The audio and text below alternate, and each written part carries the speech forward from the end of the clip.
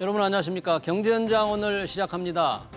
소상공인들을 위한 코로나 손실 보상 기준이 확정됐습니다. 집합 제한이나 금지 업종 모두 피해 금액의 80%를 지원하기로 했는데요. 100% 보상을 요구해온 소상공인들과 갈등이 불가피합니다.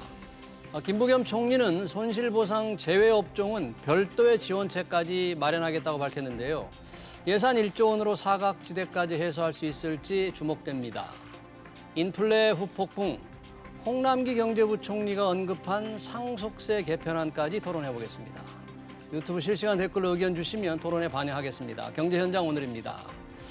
네, 저희 금요 경제토론 빚내실 두 분 소개합니다. 최이배 전 의원 그리고 김종석 전 의원 오셨습니다. 두 분 어서 오십시오. 네, 안녕하세요. 자, 저희가 오늘 손실보상제도, 인플레, 상속세 세 가지 주제를 가지고 토론하는데 먼저 손실보상제도를 토론해 보겠습니다. 토론에 앞서서 최 의원님, 예. 방금 뉴스를 보니까 최 의원님께서 김부겸 총리의 특별 보좌관으로 이촉됐다고 그런 뉴스를 봤습니다. 어제 혹시 가서 이촉장을 받고 왔습니다. 네, 아 그래요? 예. 혹시 김부겸 총리와 뭐 개인적 인연이 좀 있으십니까? 제가 뭐 이제 같이 정치 활동을 하지는 않았는데 작년에 이제 한 6개월 정도 같이 좀 공부하는 기회가 좀 있었습니다. 그러면서 예. 총리의 생각들을 많이 알게 됐고 굉장히 저와 생각이 비슷하고 네. 그래서 이번 민주당 정부 굉장히 경제 정책들 많이 실패했는데 남은 마무리하는 기간이라도 좀 더 조언을 통해서 좀 방향을 바로 잡을 수 있으면 잡고 아니면 차기 정부에 또 과제를 만들 때 도움을 드리고자 특별 보좌관으로 수락을 했습니다. 좀 쓴소리를 좀 하셔서 어차피 예. 국가가 좀 성공하기를 바라는데 혹시 김부겸 총리께 우선적으로 가장 좀 주문하고 싶은 뭐 조언이랄까 정책 주문 같은 걸 생각하고 계신 게 있습니까? 그게 오늘 주제이기도 한데요. 아무튼 코로나로 가장 고통받는 우리 자영업자들에 대한 손실보상 이 부분이 제가 가장 중요한 현안이자 또 지금 당장 실행할 수 있는 부분이기 때문에 지금 정책 나온 거에 대해서 오늘 좀 쓴소리 좀 하려고 합니다. 아 그래요. 그러면 순서를 좀 듣기로 하고 듣기 앞서서 김종석 의원님 막 발표된 손실 보상 기준 네. 80% 보상한다는 거죠? 어떻게 정확하게 이게 발표가 됐습니까? 이게 그러니까 그동안 규제가 완전히 집합이 금지돼서 영업이 아예 못한 데가 있고요. 또 영업시간 제한 등 이렇게 영업 제한이 된 데가 있었는데 예.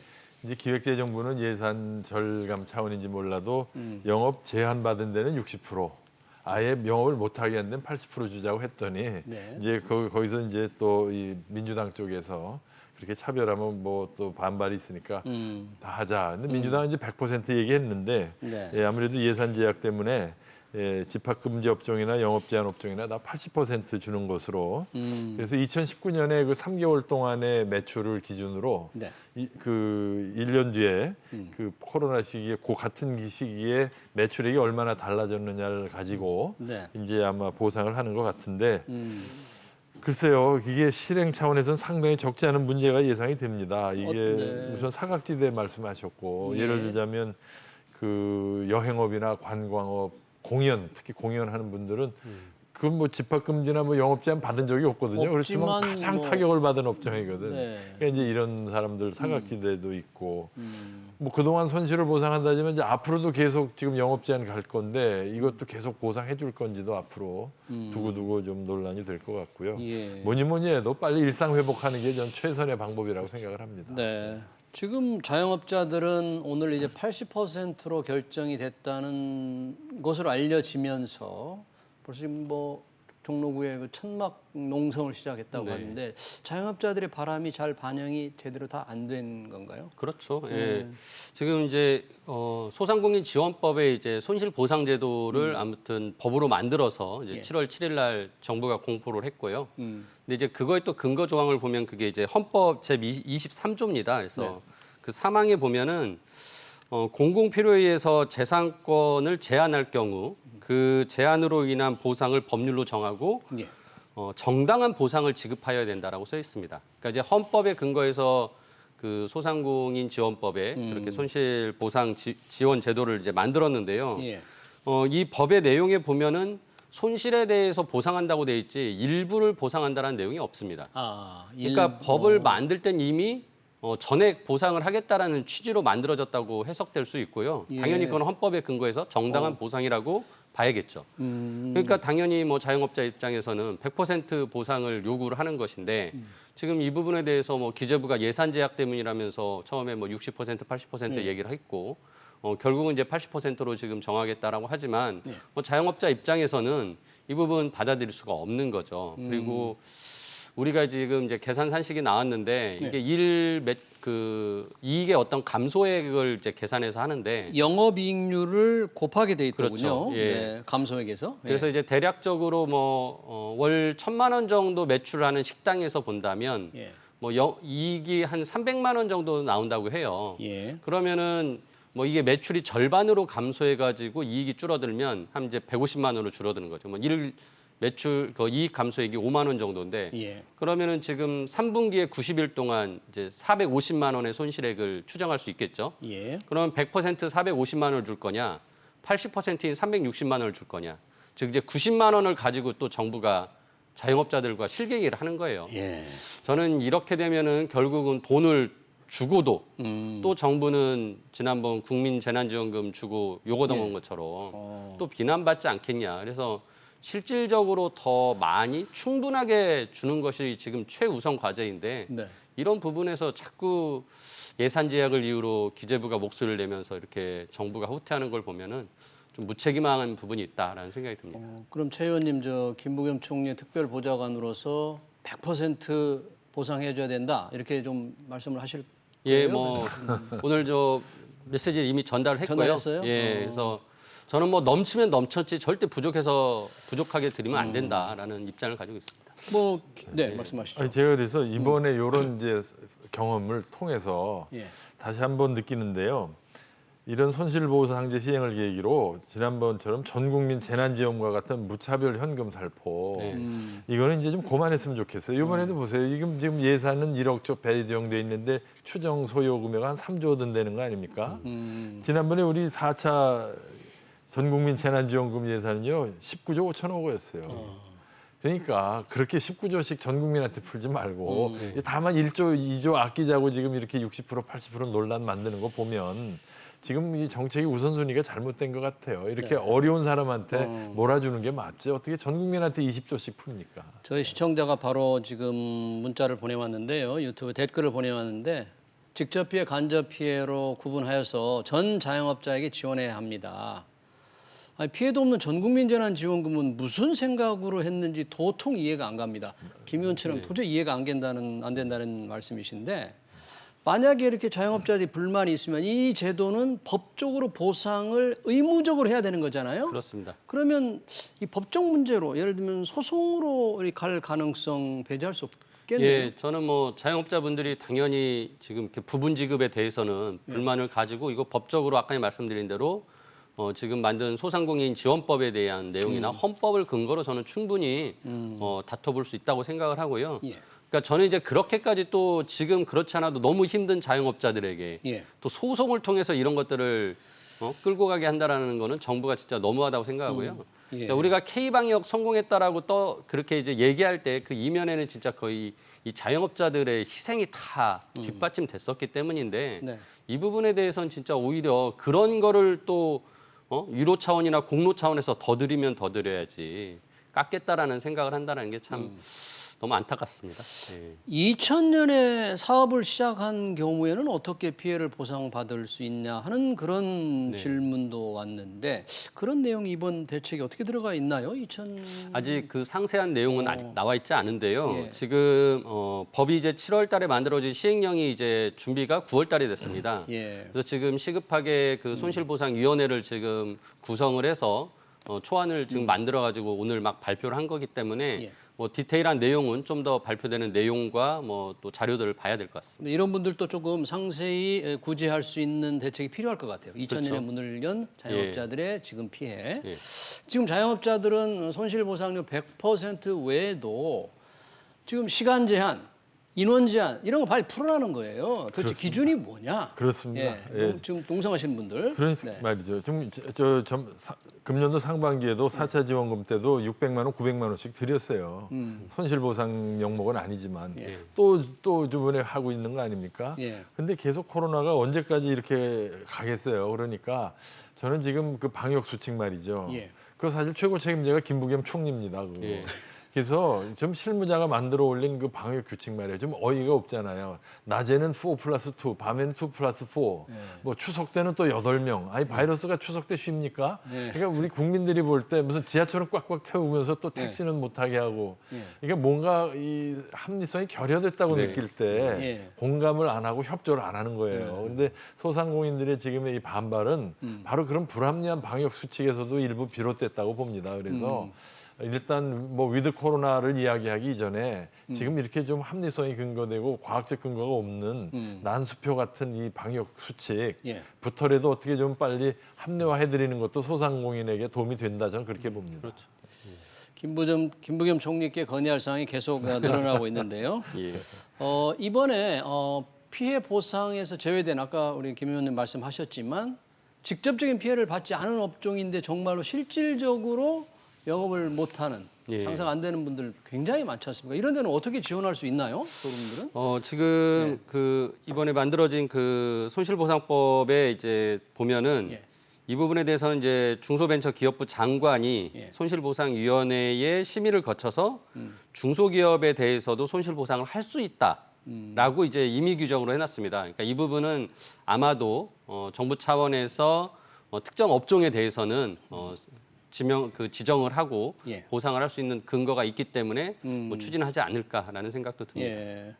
만약에 소상공인들의 이런 지원 비율에 대해 지금 불만이 굉장히 많은데 어쩌면 당연히 불만을 표출할 수 있는 정도 같은데 방역 조치에 협조를 하지 않거나 여러 가지 부작용이 좀 생길 수도 있을 것 같아요. 지금 농성을 시작하시고 그러면. 그렇죠. 그래서 이 농성하는 분들하고 소통을 해가지고 지금 정부에서 발표된 거 외에도 소상공인들 요구가 합리적인 게 많아요. 예를 들면 업주별 보상하지 말고 좀 업체별로 보상을 해달라든지, 뭐 이런 그 공과금 납부를 좀 유예해달라든지 또는 그 대출 장기 저리로 대출해달라든지 예. 상당히 합리적인 요구가 있거든요. 그래서 이게 농성으로 해결될 문제는 아니고 예. 좀 정부가 좀 긴밀하게 소통하는 게 필요하다고 봅니다. 네. 손실보상 제도에 관해서 우리 최 의원님 혹시 또 더 보완을 하거나 좀 더 보충을 하거나 그럴 만한 게 있을까요? 오늘 발표된 내용과 관련해서? 아직 그 자세한 내용을 저희도 이제 못 봤는데 한번 좀 봐야 될 것 같고요. 근데 이제 최종적으로는 뭐 이 국정의 책임은 또 대통령에게 있지 않겠습니까? 그래서 우리 자영업자분들이 아무튼 뭐 총리와는 면담을 했다고 해요. 그래서 또 대통령과도 면담을 요구하고 있는데 예. 뭐 그런 것들은 이제 쉽게 들어주지 않는 거죠. 그래서 저는 결국은 이 모든 책임은 대통령의 어떤 의지가 담겨서 풀어져야 할 문제라고 봅니다. 그래서 뭐 기재부가 예산 제약 가지고 자꾸 뭐 할 때마다 이렇게 발목을 잡는데 이거는 대통령이 명확하게 좀 의지를 표명하시고 목소리를 내주셔야 되는 부분 아닌가라고 생각해서 이 사회적 갈등 해소에 대통령이 좀 역할을 하셨으면 하는 또 바람도 있습니다. 저는 지금 대통령의 역할도 필요하지만 정치권이 좀 합리적으로 행동했으면 좋겠어요. 정치권. 앞에서도 말씀드린 대로 전 국민 재난지원금 20조 뿌리는 데는 그냥 하면서 네. 그 당장 소상공인들 1조, 2조 더 주는 거는 이렇게 인색할 필요가 있느냐. 정책의 우선순위는 결국 정치권에서 정하는 건데 예. 지금 집행되는 예산을 보면 이 우선순위가 합리적이지가 않습니다. 네. 제가 볼 때는. 뭐 지금 기재부가 여튼 예산을 핑계로 예산 제한을 핑계로 소상공인들에 대한 충분한 지원에 반대를 했다고 하는데 말씀하신 대로 전국민 재난지원금 할 때는 기재부도 뭐 흔쾌히 풀었지 않습니까 고간을 그런 그때도 상태에서는 이걸 물론 제한한다. 저항은 했죠 일부. 예, 또 일부 뭐 저항하는 듯 했지만 뭐 결국 80% 얘기하다 뭐 90% 됐죠. 뭐 네. 저항하는 90% 얘기하고 듯한 하다가 양보를 했으니까. 자, 소상공인들 과연 이 제도를 수용을 하기 어려울 텐데 어떤 결말로 이어질지는 좀 지켜봐야 될 것 같습니다. 네, 다음 주제로 넘어가겠습니다. 요즘 뭐 서민들의 생활을 정말 힘들게 만드는 인플레이션입니다. 뭐 주식 시장에도 지금 큰 타격을 주고 있는데요. 여러 가지 요인이 있을 것 같은데 김종석 의원님 네. 지금 인플레 상황 네. 어느 정도나 지금 심각하게 보십니까? 아, 이게 이론적으로나 그 현실적으로 네. 상당히 위험한 상태로 저는 보고 있습니다. 왜냐하면 인플레이션 소스가 원래 수요가 많거나 예. 공급이 부족하거나 아니면 인플레 심리가 만연됐거나 이제 이런 세 가지 소스가 있다고 대개들 얘기하는데 예. 지금 나타나고 있는 인플레이션이 삼각 파도가 같이 오고 있어요. 그러니까 지금 공급 부족이 이제 공급 애로 요인 예. 이게 이제 글로벌 현상이죠. 뭐 반도체 부족이라든지 중국의 전기 부족, 유럽의 전력난, 영국의 유류 공급 애로, 미국의 유통망 경색 이게 이런 게 막 동시에 발생하니까 이제 공급 부족으로 물가 상승이 오고요. 거기다가 이제 그동안 한 10년 동안 돈 풀어놓은 게 부동산 거품으로 돼가지고 지금 수요 압력으로 또 작용하고 있고요. 예. 예, 그래서 이렇게 자연재해와 정책 변수가 겹치면서 지금 우리나라만 해도 벌써 2% 넘는 소비자 물가 상승을 예상하고 있고 내년도 그렇게 보니까 이게 이제 국민들이나 이 사업자들 마음속에 2, 3% 이상의 물가 상승이 심리적으로 내재가 되면 예. 이거는 이제 굉장히 힘든 장기 인플레이션 상태로 갈 수가 있기 때문에 네. 지금 정책 당국이 굉장히 긴장해야 된다. 예, 물가 관리뿐 아니라 물가 심리 관리까지 해야 되는 고차원의 정책 과제다. 저는 이렇게 봅니다. 지금 글로벌하고 국내외적으로 보면 에너지 가격 인상도 굉장히 지금 큰 폭으로 지금 에너지 가격이 오르고 있지 않습니까? 이게 지금 탄소 중립을 해나가는 과정에서 생기는 이른바 그린 인플레이션의 영향으로 지금 많이 나타나고 있는 거잖아요. 예. 그 상황이 어떻게 전개가 될까요? 그러니까 지금 이제 석탄과 LNG 가격이 오히려 이제 굉장히 급등을 했는데, 그러니까 우리가 탄소 중립을 하기 위해서 오히려 거기 네. 그 부분에서는 줄여 나가야 된다라고 생각을 하고 있는데, 그러니까 수요가 줄어들 거라고 예상하는데 오히려 가격은 오르고 있다. 그러니까 이게 일찍이 그런 수요를 예상해서 투자가 이제 안 되거나 공급을 줄여놓은 거죠. 그러다 보니까 오히려 지금 코로나 이후에 좀 세계 경기가 회복세로 가면서 수요가 늘어날 때 이것을 맞춰주지 못하니까 굉장히 급등을 한 측면이 있습니다. 이런 부분들은 좀 충분히 이제 수급 조절을 통해서 어느 정도 조정이 되지 않을까라는 예상은 하고 있습니다. 예. 그런 측면에서 이제 우리가 그린플레이션이라고 너무 우려해서 이런 문제 때문에 우리가 기후 위기에 대응하는 탄소 중립을 지연해야 된다라고 할 수는 또 없거든요. 그래서 이 부분이 지금까지 우리가 에너지를 좀 과잉 소비했던 그런 것들에 대한 반작용이다, 부작용이다라고 생각할 수밖에 없고, 이런 측면에서는 감내해야 되는 또 우리의 고통 아닌가라는 좀 안타까운 생각도 들고요. 다만 이제 그 지금 중국에서 일어나는 어떤 전력난으로 인한 예. 부분들을 보면은 그거는 이제 석탄 발전을 이제 급격히 줄여가는 것이고, 그래서 석탄 발전을 줄인 것이 또 하나의 또 요인이 호주와의 이제 외교 갈등으로 석탄을 수입하지 않았다라는 내용이거든요. 그래서 네. 이런 부분들까지 겹쳐서 굉장히 좀 폭발적으로 지금 이렇게 그 피부에 와닿게 되는데 이런 거는 좀 시간이 지나면 해결될 일이기 때문에 너무 우리가 또 과도한 우려를 할 필요는 없지 않나라는 생각도 드네요. 지금 그린플레이션이라는 게 탄소 중립으로 나아가는 과정에 생기는 이제 문제인데 그렇다고 기후 변화에 대한 대응을 거꾸로 돌릴 수는 없다 이런 측면은 있지만 네. 그 비용을 기후 변화에 대비하기 위해서 우리가 치러야 할 비용이 생각보다 많이 든다는 게 조금 더 또 문제가 아닌가요, 이게? 네. 지금 이 그 글로벌 이제 탄소 중립화 이슈가 지금 한국이 마치 무슨 선도국가처럼 돼야 되는 것 같은 그런 어떤 강박감을 현 정부가 갖고 있는 것 같아요. 네. 사실 모든 정책의 핵심은 국익이거든요. 예. 지금 이 세계적인 그 움직임이 있지만 대한민국도 물론 일정 부분 역할을 해야 되겠지만 우리가 이렇게 선도적으로 우리 스스로의 국익과 경쟁력을 훼손해가면서까지 협조할 필요가 있을까? 그런 생각도 들고요.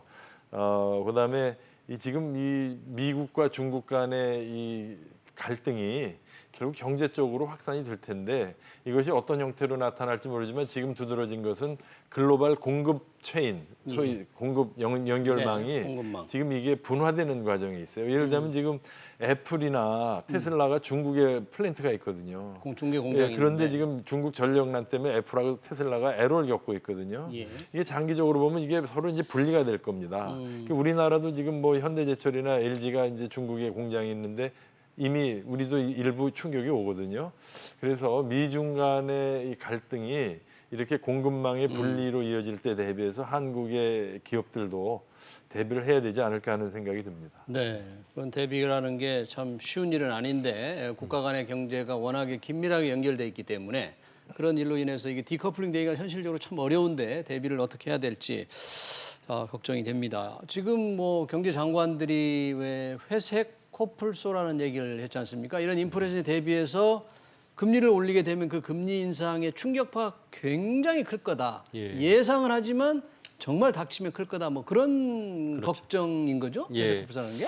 그러니까 뭐 심지어 뭐 지난주에 이제 그 경제장관과 또 하는 저 총재와 같이 뭐 이제 그 회담을 했는데 그때 이제 나온 게 퍼펙트 스톰. 뭐 엄청난 이제 폭풍이 몰려들 거다라는 얘기까지 나왔습니다. 그러니까 특히나 이제 우리나라는 그 대외 변수에 굉장히 또 취약한 측면이 있습니다. 그래서 어떻게 보면 선제적으로 그걸 대응하기 위해서 우리가 금리 인상도 미국보다 먼저 한 측면도 있고 그 유동성을 줄여나가기 하기 위해서 지금 대출 규제도 굉장히 좀 강하게 하는 측면이 있는데요. 이런 좀 대내적으로 그 대외 변수에 대한 그 선제적인 대응들은 또 준비하는 대로 하겠지만은 아무튼 그 과정에서 인플레이션이나 뭐 그 외에 또 뭐 금융 불균형이나 또 자영업자들이나 가계의 또 이제 대출로 이제 그 신용 경색 같은 것까지 굉장히 풀어야 될 문제가 많습니다. 그래서 이런 부분들은 진짜 좀 아주 세세하게 금융 당국에서 진짜 핀셋 대책들을 마련해 놔야 되지 않을까 생각하고 뭐 금융 당국에서 가계 대출 부분에 대해서는 뭐 이번 달 안에 뭐 대책을 발표한다고 하니까 뭐 기다려 봐야겠죠. 네. 지금 금융통화위원회가 이달 12일 예상이 돼 있잖아요. 금리를 한번 지난번에 0.75%포인트로 7% 올렸는데 금리 인상을 또 해야만 하는 상황입니까? 한국은행이 그동안에 너무 늦었나요? 금리 인상이? 그게 늦었다고 얘기를 했다가 지금 보니까 또 빨랐다고 보이기도 하고 지금 아마 하는 총재의 고심이 깊을 겁니다. 왜냐하면 지난주 발표된 미국의 고용 동향을 보니까 또 예상 밖으로 좋았어요. 그 얘기는 미국이 테이퍼링을 지속하고 금리를 조만간 올릴 거라는 예측을 가능하게 하거든요. 그렇게 되면 한국이 금리를 올릴 수밖에 없는 어떤 코너에 몰릴 수가 있어요. 안 올렸다가는 우리 이제 원화가치 폭락에 외화 이탈이 우려되기 때문에 그래서 지금 최 의원님 말씀대로 지금 굉장히 어려운 때에 진짜 핀셋 정책으로 대비 방파제 쌓아놓고 경험 많고 실력 있는 정책 전문가들이 컨트롤 타워에 앉아야 됩니다. 근데 지금 지난 4년 동안 현 정부의 경제 정책에는 항상 그 위에 정치인들이 앉아가지고 잔나라 수나라 하다가 실기하고 정책 오릴범하는 걸 봤어요. 저는 그래서 이번만큼은 그 특히 정권 교체기에 진짜 실력 있는 정책 전문가들이 정치 논리에 휘둘리지 말고 이 위기를 잘 넘겨야 된다. 참고로 우리나라뿐 아니라 멕시코나 남미의 일부 나라들은 항상 정권 교체기에 경제 위기를 겪었어요. 정권 교체기에. 왜냐하면 책임 있는 정책 집행을 못하다 실기해서 위기로 갔고 우리가 IMF가 그거거든요. 멕시코도 그랬고 브라질도 그랬어요. 그래서 특히 정권 교체기에 이런 어려움을 잘 넘겨야 된다는 말씀을 드리고 싶습니다. 그러니까 위험 요인을 당대 본인이 있을 때 제거하기보다는 다음 정권으로 슬쩍 넘겨버리는 책임 있는 어떤 정책을 하지 않기 때문에 그런 위기가 현실화된다 그런 걱정이네요. 97년에 IMF 위기가 아주 그 교과서적인 사례입니다. 자, 뭐 아까 우리 최 의원님 퍼펙트 스톰이라고 했는데 이런 복합적 위기를 잘 넘기기를 기대해 봅니다. 세 번째 주제 상속세제도 개편 넘어가겠습니다. 이 상속세 개편 갑자기 국회에서 홍남기 경제부총리가 상속세 개편 논의를 하고 있다 이런 얘기를 했는데 최 의원님 이 지금 상속세 개편 논의가 왜 개편이 필요한 건지 또는 왜 뜬금없이 개편이냐 또 이런 지적도 있을 것 같은데 왜 지금 필요한 건가요? 예, 뭐 지금 워낙 재계에서 뭐 삼성의 이재용 부회장 또 LG의 구광모 이제 회장 등등이 이제 아무튼 상속세를 내고 있는 과정이고요. 뭐 이 부담이 크다라는 이제 어떤 여론들이 좀 많다 보니까 상속세에 대한 개편 논의가 좀 뭐 재계 쪽에서 자꾸 군부를 떼긴 했었습니다. 근데 이걸 좀 되짚어 올라가면은 2019년도 2월 달에 그 정부에서 그 재정특위를 만든 적이 있어요. 예. 그때 거기에서 발표한 내용이 네. 현재의 그 유산 취득세 체계를 유산 취득세 체계로 바꿔야 된다는 권고가 있었고요. 지금은 유산세를 유산 취득세로 바꿔야 된다는 그렇죠. 권고가 있었다. 예, 그래서 이제 2년 전에 그런 얘기가 있었고 그때 이미 정부가 장기적인 과제로서 그 내용을 검토하겠다라고 했고 그게 벌써 이제 2년이 지났기 때문에 어떤 검토한 내용들이 뭐 이제 나오지 않았을까. 그래서 기재부에서 이제 그런 말을 꺼낸 거 아닌가 뭐 생각이 듭니다. 그러면 지금 상속세 개편안이 조금 기재부 차원에서는 조금 진전이 된 겁니까? 현재 그렇게 봐야 됩니까? 물론 이제 최종 국회가 결정하겠지만. 그렇죠. 이번에 네. 국감에서 이제 양양재 의원이 질문하는 과정에서 답변 형식이었지만 그 내용을 보면은 상당히 정부 내에서 어느 정도 정책 방향이 서 있는 것 같은 형식의 답변을 했어요. 이미 뭐 구체적으로 유산 취득세라는 이야기를 하고 잠깐만요. 유산 취득세라는 건 현재 어떻게 다른 겁니까, 이게? 현재는 돌아가시면은 그 자산 전체에 대해서 상속세를 매기고 네. 나머지를 이제 그 유족들이 배분을 했는데 네. 이제는 배분을 한 후에 각각의 재산 상태나 소득 상태에 따라서 세금을 매기니까 훨씬 이게 상속세가 누적 형태로 돼 있기 때문에 누진세율이니까. 예. 우리 최 의원이 공인회계사라 잘 아실 겁니다. 네. 그런데 분명히 그 유산 취득세라는 개념이 일본에서 지금 하고 있다고 알고 있는데 예. 굉장히 합리적이에요. 이게 그래요? 맞는 거죠, 사실은. 개별적으로 형제간도 재산 상태나 소득이 다른데 네. 그거를 그 상속세를 다 똑같이 내게 한다는 거는 좀 그러니까 상속 받은 자식들이 비율로 나누어서 상속을 받은 다음에 그 자산에 세율을 매긴다면 그렇죠. 상속하는 전체 금액보다는 누진 세율이니까 세율이 낮아져서 결국 세 부담이 적을 것이다. 예, 그렇습니다. 그래서 지금 유산 취득세 방식으로 하는 게 이제 OECD 21개 국가 중에서 16개 국가가 운영을 하고 있고요. 예. 이제 우리나라와 미국, 영국, 헝가리, 터키 5개국은 유산세 방식을 해왔던 거고 아까 말씀드린 대로 19년도에 이제 정부의 재정특위에서 이 부분을 우리도 좀 큰 틀에서 유산 취득세 형태로 바꾸자라는 얘기가 나왔습니다. 이제 여기에 그때 당시에 권고안을 보면은요. 말씀대로 이제 유산 취득세로 하면 당연히 세율이 누진 세율이 되니까 낮아져서 부담이 줄어드는 대신에 기존에 이제 상속세를 계산하면은 거기서 굉장히 많은 공제를 합니다. 뭐 공제. 예, 가족에 대해서 뭐 이제 자녀 공제 뭐 그다음에 또 이제 배우자 공제 뭐 등등해서 많은 공제를 하는데 오히려 이제 이런 공제들을 유산 취득세로 개별 상속받은 사람별로 계산한다면은 굳이 공제를 또 넣을 필요는 없다라는 이제 취지로 얘기하면서 좀 공제를 과감하게 줄이고 대신 세율을 좀 낮게 하는 방식으로 가는 것이 합리적이지 않겠냐라고 이제 권고를 했고요. 아마 이런 내용들이 좀 반영이 돼서 기재부에서 좀 구체적인 안들을 만들어 가고 있지 않았나 싶습니다. 예. 요즘 뭐 아파트 값이 워낙 올라서 뭐 공제를 조금 하더라도 어지간한 사람도 상속세를 피할 수 없게 되는 지금 상황으로 가는 거 아니에요? 그렇죠. 지금 5억까지죠, 공제가. 5억. 5억인데 지난 4년 동안에 아파트값, 부동산 값이 워낙 올라서 네. 지금은 이게 무슨 부자들의 뭐 부의 세습을 막는 애당초의 상속세 입법 취지가 아니라 이제는 뭐 중산층들도 이제 상속세 부담에 노출이 되는 그런 문제가 됐어요. 그래서 전 이번 기회에 이 상속세가 부의 세습을 막는 효과도 별로 없고 이게 무슨 재산 재배분 효과도 없습니다. 사실 전체 피상속인의 한 3%만 해당되는 세금이고 세수 전체도 뭐 3조 남짓이에요. 그래서 이게 무슨 부의 세습을 막고 재산을 재분배하는 효과 전혀 없이 그래요? 오히려 나라 경제에 필요는 비용은 상당히 많은 것 같아요. 우선 기업들의 장기 생존율을 낮춘다든지 기업의 자본을 해외로 도피시킨다든지 또는 뭐 조세 회피 노력이 상속세 회피 노력이 지하화한다든지 부작용이 많아서 이번 기회에 이걸 좀 합리화할 필요는 있다. 상속세를 대폭 개편할 필요는 있다. 저는 그렇게 생각합니다. 예. 지금 뭐 상속세 최고 세율 자체가 50%로 워낙 높기 때문에 이 개편이 필요하다는 주장이 있지만 최 의원님 마지막으로 이 개편에 반대하는 그런 세력 그런 쪽도 많이 있지 않을까요? 그러니까 이제 어떻게 보면 이게 상속세 증여세라는 건 내가 노력하지 않고 그냥 물려받은 재산에 대해서 이제 과세를 하는 거거든요. 그러니까 어떻게 보면 노력하지 않고 얻은 돈이기 때문에 좀 과세를 높게 했던 것이고요.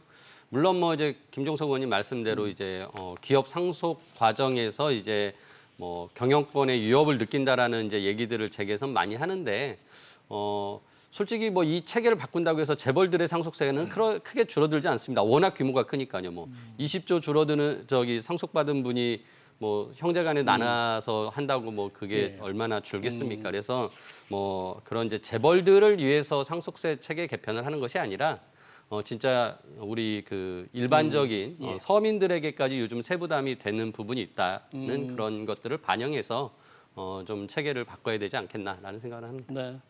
국회에서 상속세가 어떻게 개편될지 좀 지켜보겠습니다. 네, 시간 관계상 금요경제 토론 여기서 마치겠습니다. 지금까지 김종석 전 의원 그리고 최이배 전 의원이었습니다. 고맙습니다. 예, 감사합니다. 고맙습니다. 네.